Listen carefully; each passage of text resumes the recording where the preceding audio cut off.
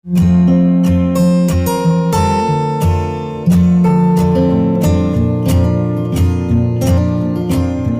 में देख सकते हैं उस चतुर्भुज का क्षेत्रफल ज्ञात करो जिसका ये 4 शीर्ष दिए A, B, C और D। ठीक है, ये 4 शीर्ष दिए, हमें इसका एरिया निकालना है। तो मैं इसको पहले एक वर्ड में आ जाता हूँ पहले में। ठीक है, 2 मिनट।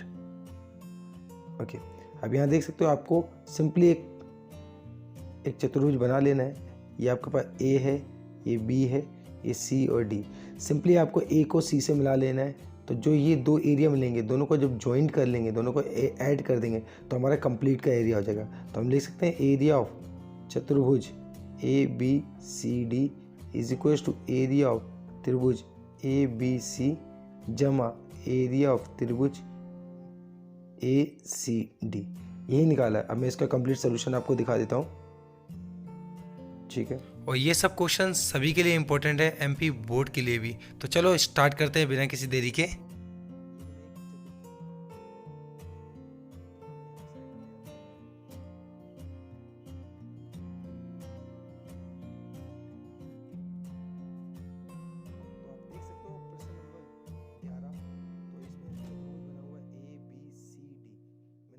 A को C से मिला दिया और मैंने इसका एरिया निकाला।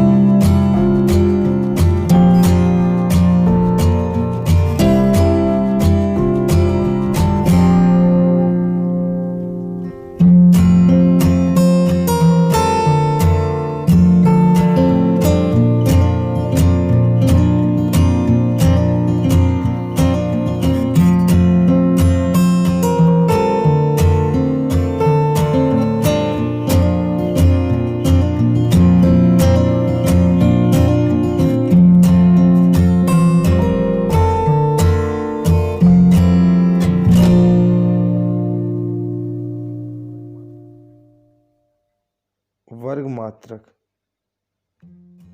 स्क्वायर यूनिट, ये आपका एरिया आ जाएगा। ठीक है, आपको इसका अथवा वाला पार्ट देख लेते हैं। अब इसका अथवा वाला पार्ट देख लेते हैं जहाँ लिखा है x और y में ऐसा संबंध ज्ञात कीजिए बिंदु x y बिंदु इतने इतने से समदूर है। समदूर मतलब क्या होता है, समान दूरी पे है। तो अब यहाँ देख सकते हो मैंने कैसे कर रखा है। 2 मिनट। अब यहाँ देख सकते हो मैंने एक पॉइंट ले लिया है। ए मैंने कोई एक पॉइंट लिया जो AP और AR से समदूरस्थ है। तो हमने सिंपली इसका डिस्टेंस निकाल देना है और इसका डिस्टेंस निकालना, दोनों को इक्वल कर देना है। तो यहाँ देख सकते हो A पॉइंट है और Q और R दोनों का मैंने डिस्टेंस फॉर्मूला से दूरी सूत्र से निकाला है। दूरी सूत्र क्या कहता है, x2 माइनस x1 का whole square plus y2 minus y1 का होल स्क्वायर। सिमिलरली दोनों में तरफ करा और दोनों तरफ स्क्वायर कर दिया मैंने। ठीक है, यहाँ देख सकते हो कि मैंने लिखा AQ की दूरी और AR की दूरी, दोनों तरफ स्क्वायर कर दिया मैंने। स्क्वायर से रूट ये कट जाएगा, हट जाएगा। तो यहाँ से हम हटा के सिंपली आपकी इक्वेशन बन जाएगी। ये सिंपली आपकी इक्वेशन बन चुकी है। आपको सिंपली इसको सॉल्व कर देना है। जैसे आप सॉल्व करोगे तो एक इक्वेशन बन जाएगी। अब यहाँ देख सकते हो, फिर मैंने इसको -4 से डिवाइड किया है। यहाँ गुना नहीं, डिवाइड है, भाग किया है, भाग किया। जब मैंने -4 से भाग कर दिया तो हमारे पास ये रिलेशन आ जाएगा 3x - 5 = y। तो ये हमारे एक x और y में रिलेशन आ गया, संबंध आ गया। ठीक है जी। अब नेक्स्ट क्वेश्चन पे देख लेते हैं, क्वेश्चन नंबर 12 पे। ये वेरी इंपॉर्टेंट क्वेश्चन है, ये आप ध्यान से समझना इसको कि cos 38 और cos 52 और sin 38 और sin 52। अब देख सकते हो दोनों को ऐड करोगे तो 90 बन रहा है, दोनों को ऐड कर रहे हो तो 90 बन रहा है। तो किसी एक को चेंज कर लेंगे, या इन दोनों में इसको चेंज कर लो या इसको चेंज कर लो, या इसमें इसको या इसको, दोनों में से किसी एक को चेंज कर लो। तो यहाँ देख सकते हो मैंने कैसे कर रखा है। तो सिंपल है, बहुत ही सिंपल है।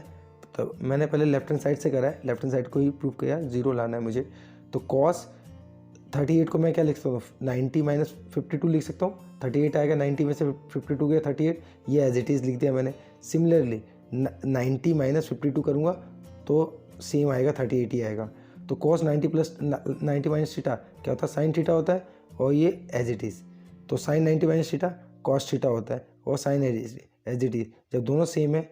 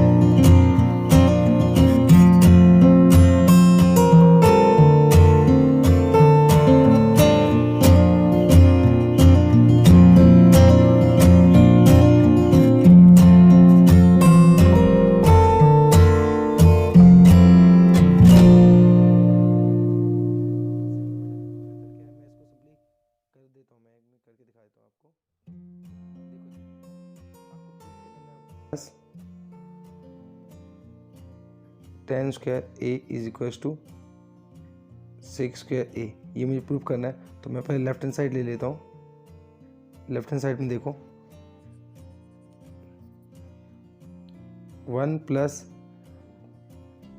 tan स्क्वायर a, तो 1 प्लस tan स्क्वायर को लिख सकते हो साइन स्क्वायर a अपॉन में cos square a, that is इसको बटे में cos आ जाएगा, और ऊपर क्या बचेगा cos square a plus sine square a, और cos square a plus sine square a क्या होता है 1 होता है, ये cos स्क्वायर a, और 1 बाय cos a का होल स्क्वायर लिख सकते हैं।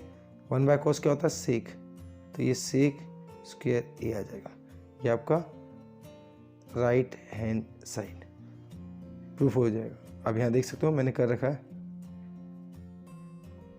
अब यहाँ देख सकते हो मैंने कर रखा है, एज इट इज़ कर रखा है कि पहले मैंने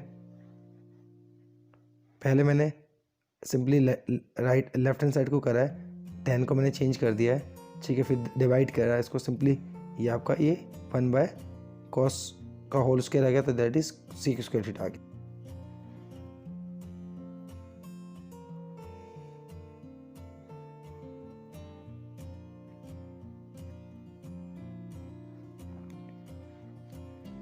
चलो क्वेश्चन नंबर 13 में देख लेते हैं, जिसमें लिखा हुआ है दो सकेंद्रीय वृत्त की त्रिज्या एक की 5 एक की 3 है।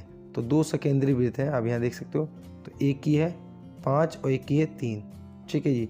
बड़े वृत्त की उस जीवा की लंबाई ज्ञात कीजिए जो छोटे वृत्त की स्पर्श रेखा है। तो देखो, तो बड़े वृत्त की यहाँ ये वाली होगी, इसका निकालना है, जो ये जो लाइन है इसकी, मैं इसको अच्छे से समझा देता हूँ आपको एक बार बैक करके, ये हम देख सकते हो, ठीक है।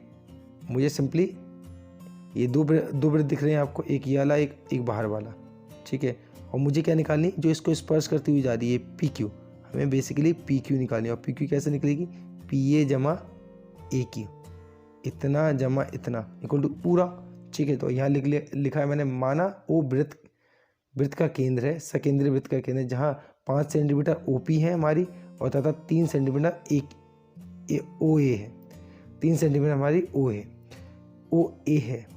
पी क्यू बड़े वृत्त की जीवा है, और जो पी क्यू है वो बड़े वृत्त की जीवा है, जो छोटे वृत्त को ए पर स्पर्श करती है, छोटे वृत्त को ए पर स्पर्श करती है। आगे देखते हैं, तो पी क्यू छोटे वृत्त की स्पर्श रेखा है। अब देखो बेटा, जो हमारे पी क्यू है, पी क्यू छोटे वृत्त की स्पर्श रेखा है, इसी की लंबाई हमें फाइंड करनी है। तो दो ट्राइंगल्स दिख रहे हैं आपको, एक ये वाला ट्राइंगल दिख रहा है, एक ये वाला ट्राइंगल दिख रहा है। तो पहले इस वाले ट्राइंगल्स के अंदर लेते हैं कि ए ओ पी में, मतलब ए पी ओ में कह दो या ए ओ पी में कह दो, इसमें तो पाइथागोरस, क्योंकि लंब डलेगा तो ये 90 डिग्री होगा, तो कर्ण, ये आधार, ये लंब, ठीक है। तो सॉल्व करते हैं इसको। तो सिंपली आपको देखो पता है, ये आपके पास कितनी 5 है, ये भी 5 है, ये आपके पास 3 है, तो यहाँ से ये वाली वैल्यू निकल आएगी। तो 5 25 माइनस 9 तो 16 आएगा। 16 का कितना होता है 4, ये 4 आ जाएगी, 4 ये सेम आ जाएगा, तो दोनों को ऐड करेंगे तो 8 सेंटीमीटर आ जाएगी। बाकी आप देख लो, ठीक है, 4 इसका आया और सेम तरीके से 4 उसका आएगा, तो दोनों को मैं ऐड कर दूंगा या 2 से मल्टीप्लाई कर दूंगा तो 8 आ जाएगा। तो 8 सेंटीमीटर आपकी रिक्वायर्ड, जो आपको स्पर्श रेखा चाहिए थी उसकी लंबाई 8 सेंटीमीटर आ गई। ठीक है, नेक्स्ट क्वेश्चन पे देख लेते हैं, इसका अथवा वाला पार्ट पे देख लेते हैं क्या लिखा है। बिंदु P से उस वृत्त की रेखा की लंबाई 8 सेंटीमीटर है। अब इसका नेक्स्ट वाला पार्ट देख लेते हैं, जिसमें लिखा है एक बिंदु P से वृत्त पर स्पर्श रेखा की लंबाई 8 सेंटीमीटर है और तथा P की वृत्त के केंद्र से दूरी 10 सेंटीमीटर। मतलब एक वृत्त है, ठीक है, जिसकी स्पर्श रेखा, यहाँ कोई भी P पॉइंट है, यहाँ से स्पर्श रेखा की लंबाई मुझे दिया हुआ है 8 सेंटीमीटर और यहाँ से लेकर यहाँ तक की दूरी 10 सेंटीमीटर। मुझे ये त्रिज्या निकालनी है, मुझे वृत्त की त्रिज्या मतलब ये निकालनी है। मुझे पता है ये कितना 90 डिग्री होता है, तो ये कर्ण हुआ, ये लंब हुआ और ये आधार हुआ। आधार मुझे निकालना है, तो पाइथागोरस थ्योरम से निकल आएगा इजी तरीके से। तो यहाँ देख सकते हो मैंने डायग्राम बनाया है, आप भी ऐसे डायग्राम बना सकते हो। देखो ट्राइंगल बन गया मेरे पास QPO। इसके अंदर ये 90 डिग्री के सामने वाली हो जाएगी, ये कर्ण हो जाएगी, ये लंब है और ये आधार है। तो बाय पाइथागोरस सिंपली ये लिख लेना आप, ठीक है, ये दिया है लिख लेना। अब पाइथागोरस थ्योरम से मैंने लगा दिया है कर्ण का स्क्वायर इक्वल टू लंब का स्क्वायर प्लस आधार का स्क्वायर, तो OP का स्क्वायर प्लस बराबर में OPO के स्क्वायर। देखो आप यहाँ देख सकते हो, ठीक है, थोड़ा ये छोटा है ना, ओके। आप यहाँ देख सकते हो जहाँ लिखा OP का स्क्वायर, OP का square is equal to PQ का स्क्वायर प्लस OQ का स्क्वायर। OQ का स्क्वायर यही मुझे निकालना है, तो दोनों का मैंने इन दोनों की वैल्यूज को पुट कर देता है। तो 10 का स्क्वायर इज इक्वल टू 8 का स्क्वायर प्लस OQ का स्क्वायर। तो जब जहाँ OQ होगा तो अंडर रूट ऑफ 36 का कितना था 6, तो 6 सेंटीमीटर आपकी त्रिज्या हो जाएगी। तो R आ गई, वो 6 सेंटीमीटर आ गई आपकी। ठीक है जी, नेक्स्ट क्वेश्चन देख लेते हैं इसका। 14 क्वेश्चन देख सकते हैं, इसमें क्या लिखा है, एक चतुर्थांश का क्षेत्रफल ज्ञात करना जिसकी परिधि इतनी है। तो सिंपल सा चतुर्थांश क्या होता है, चौथा वृत्त का चौथा हिस्सा होता है और इसका एरिया क्या होता है 1/4 पाई R स्क्वायर। सिंपल सा फॉर्मूला होता है, ठीक है। इसका निकाल लेते हैं। पहले तो हमें R निकालनी पड़ेगी परिधि से। तो आपको सिंपली वृत्त की परिधि गिवन है, वृत्त की परिधि क्या होती है 2πr होती है। तो सिंपली R की वैल्यू क्या होगी, ये 2 × 22/7 × R इज इक्वल टू 22 दिया हुआ है और सिंपली 22 से 22 कट भी सकते हैं, ऐसे नहीं काटना तो सिंपली वैसे ही भी कर सकते हो। तो आपका सिंपली R की वैल्यू आ जाएगी 7/2, ठीक है, जो कि यहाँ लिख रखा है। अब R की वैल्यू आ गई, R की वैल्यू सिंपली मैं यहाँ पुट कर दूंगा तो देन मेरी चतुर्थांश की वैल्यू आ जाएगी। यहाँ इसको सिंप्लीफाई करने पर मेरी चतुर्थांश की 77/8 आपके सेंटीमीटर स्क्वायर, ये चतुर्थांश का एरिया आ गया। ठीक है, इसका अथवा वाला पार्ट देख लेते हैं। क्वेश्चन को पहले क्या कह रहा है कि एक घड़ी की मिनट की सुई, आपने घड़ी है उसकी जो मिनट की सुई है, सपोज करो ये इतनी बड़ी सुई है मिनट की, ये O है, ये 14 सेंटीमीटर है। 5 मिनट में, सपोज करो 5 मिनट में यहाँ सुई आ गई हमारी, ठीक है, यहाँ से यहाँ तक कितना 5 मिनट में कवर किया है।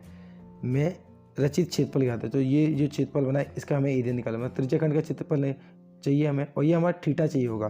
तो आपको पता है 1 घंटे में मतलब 60 मिनट में कितना 360 डिग्री, एक चक्कर पूरा लगाएगा तो 360 होगा। तो 1 मिनट में सिंपली 360 को 6 से डिवाइड कर देंगे, काटेंगे तो 6 आएगा और 6 और 5 मिनट में क्या होगा, 6 को 5 से मल्टीप्लाई करेंगे तो 5 6 30 डिग्री।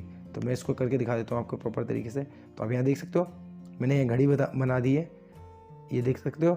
माना केंद्र O वाला एक वृत्त एक घड़ी है, ठीक है, और जहाँ OA और OB हमारी का वृत्त मिनट की सुई है जिसकी लंबाई सेम ही होगी क्योंकि वो त्रिज्या का काम करेगी हमारा।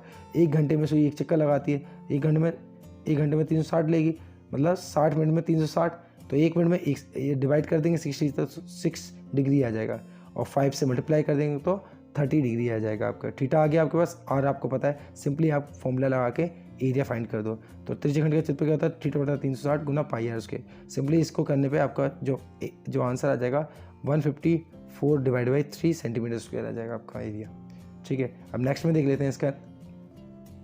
नेक्स्ट में देखो आपका लिखा है कि सिद्ध कीजिए कि सिद्ध की लास्ट पार्ट देखो, लास्ट पार्ट में क्या लिखा है, सिद्ध कीजिए 7√5 एक अपरिमेय संख्या है। तो जैसे भी ये क्वेश्चंस होते हैं इस पर हम उल्टा मान के चलते हैं, जहाँ परिमेय लिया होता है वहाँ हम परिमेय मान के चलते हैं। तो सिंपली मैं दिखा देता हूँ आपको मैंने कैसे किया है।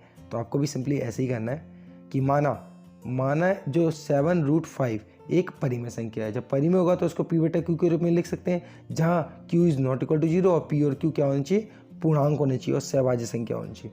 तो p और q हमारी पूर्णांक हैं, ठीक है, और q is not equal to 0, नीचे हमारा 0 नहीं होना चाहिए। तो सिंपली 7 को नीचे ला सकता हूँ मल्टीप्लाई करने में, तो ये आपके पास ये संख्या आ जाएगी। आपको पता है p भी पूर्णांक है और q भी पूर्णांक है और 7 भी पूर्णांक है, तो इसका प्रोडक्ट भी पूर्णांक होगा, 7q भी पूर्णांक होगा।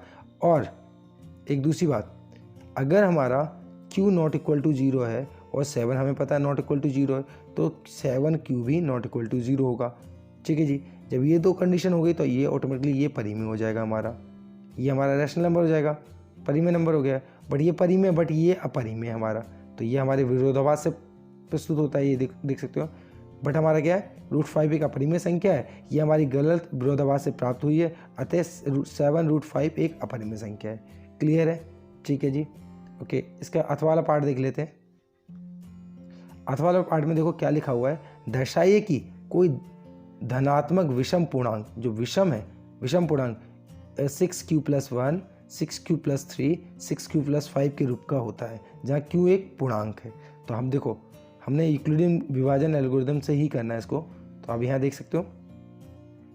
तो माना a कोई विषम पूर्णांक हमने a मान लिया है और b हमने 6 मान लिया है, ठीक है। तो यूक्लिडियन विभाजन एल्गोरिदम से क्या कहता है, मैं सिंपल होता है a = bq + r होता है हमारे पास, ठीक है। और r की वैल्यू हमारे b से छोटी होनी चाहिए, मतलब 0, 1, 2, 3, 4, 5 तक आएगी, क्योंकि r की वैल्यू r की वैल्यू <6 होती है, ठीक है, और 0 से बड़ी होती है, 0 से > 0 या 6 से छोटी होती है या b से छोटी होती है, ठीक है जी। तो यहाँ आप देख सकते हो, आपको सिंपली r की वैल्यू इसको पुट करना है, तो आपकी सिंपली a की जो वैल्यूज़ आ जाएंगी वो ये आ जाएंगी वैल्यूज़, ठीक है जी।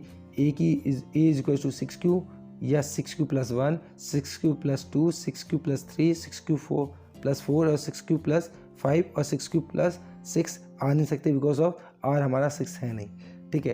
तो अब आप देख सकते हो कि 6q + 2, 6q + 4 ये 2 से डिवाइड हो जाएंगी, तो मतलब ये सम संख्या हो जाएंगी। ये जो 2 से डिवाइड होती है वो सम संख्या होती है, तो ये सम संख्या हो गई। और विषम संख्या में क्या बचा आपके पास, विषम संख्या में क्या बचा, एक ये नंबर बचा, एक ये और एक ये। तो यही कह सकते हैं कि a = 6q + 1, 6q + 3 और 6q + 5 पूर्णांक हैं, ये सभी विषम पूर्णांक है। ये क्या है, विषम पूर्णांक है। तो 6q + 1, 6q + 3, 6q + 5 के रूप का होता है। जो धनात्मक विषम पूर्णांक होता है वो इसी रूप का होता है, ठीक है, ठीक है। हमने क्वेश्चन नंबर 11 से 15 तक डिस्कस किया है। आई होप आपको क्वेश्चन समझ में आए होंगे। अगर समझ में आए तो प्लीज़ कमेंट बॉक्स में कमेंट लिख सकते हो, और कोई भी डाउट हो तो कमेंट बॉक्स में कमेंट लिख सकते हो। नेक्स्ट वीडियो में हम 16 क्वेश्चन से 20 क्वेश्चन के ऊपर डिस्कस करेंगे, ठीक है। करता हूँ आपको मेरी वीडियो पसंद आई होगी। अगर मेरी वीडियो पसंद आई हो तो लाइक, शेयर, कमेंट करना मत भूलना, और अगर आप चैनल पर नए हो तो सब्सक्राइब बटन दबा के जरूर जाना, ठीक है। और घर में रहो, खुश रहो, स्वस्थ रहो।